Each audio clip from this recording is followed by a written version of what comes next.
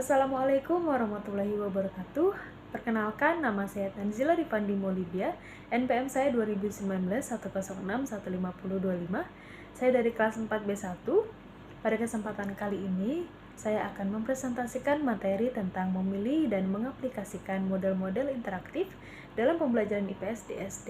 Salah satu pembelajaran tujuan IPS yang ingin dikembangkan adalah membentuk siswa menjadi warga negara yang aktif. Dalam hal ini diartikan sebagai manusia yang mampu mengambil keputusan, yakni memulai memecahkan masalah-masalah dirinya, sosial, sampai pada kemampuan mempengaruhi kebijakan umum. Pembelajaran merupakan interaksi antar komponen pembelajaran tersebut, di antaranya guru, siswa, materi pembelajaran, metode, media, dan sumber dan tujuan pembelajaran. Model interaktif dalam pembelajaran IPS ini memberikan alternatif bagi terciptanya situasi belajar yang dapat menumbuh kembangkan peran aktif siswa selama kegiatan pembelajaran berlangsung. Selanjutnya yaitu pada pembelajaran IPS dengan menggunakan model interaksi edukatif, pada setiap kegiatan pembelajaran terdapat 7 karakteristik kegiatan pembelajaran yang memiliki nuansa interaktif. Yaitu yang pertama ada rumusan tujuan pembelajaran jelas atau operasional yang hendak dicapai melalui kegiatan pembelajaran. Dan yang kedua ada materi pembelajaran dibahas secara sistematis dalam kegiatan pembelajaran. Dan yang ketiga, ada guru meningkatkan minat dan motivasi belajar siswa sehingga setiap siswa terlibat aktif. Dan yang keempat, ada guru memiliki kualifikasi dan kompetensi pendidikan. Dan yang kelima, ada metode pembelajaran yang relevan untuk mencapai tujuan pembelajaran. Dan yang keenam, ada menggunakan sumber belajar baik berupa media pembelajaran maupun sumber materi. Dan yang ketujuh, ada terjadinya interaksi antar komponen pembelajaran secara komponen. Model pembelajaran interaktif mengacu pada filsafat pendidikan konstruktivisme, bahwa pengetahuan dibentuk oleh siswa bukan ditransfer dari guru. Dalam proses pembentukan pengetahuan tersebut, guru berperan sebagai fasilitator, motivator, dan mediator.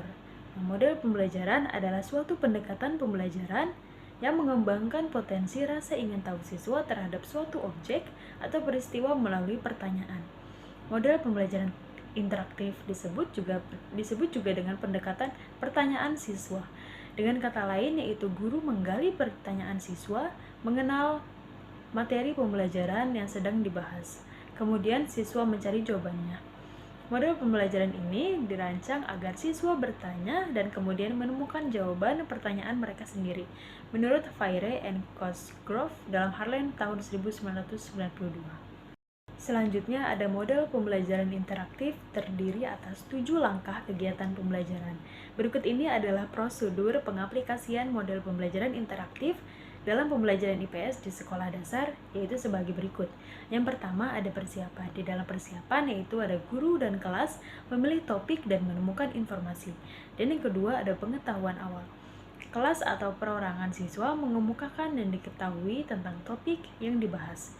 Dan yang ketiga ada kegiatan eksplorasi, yaitu melibatkan siswa dalam topik.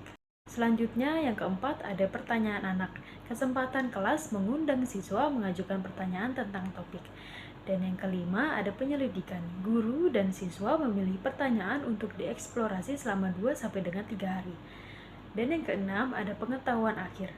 Pernyataan perorangan atau kelompok dikompilasi dan dibandingkan dengan pernyataan yang sebelumnya.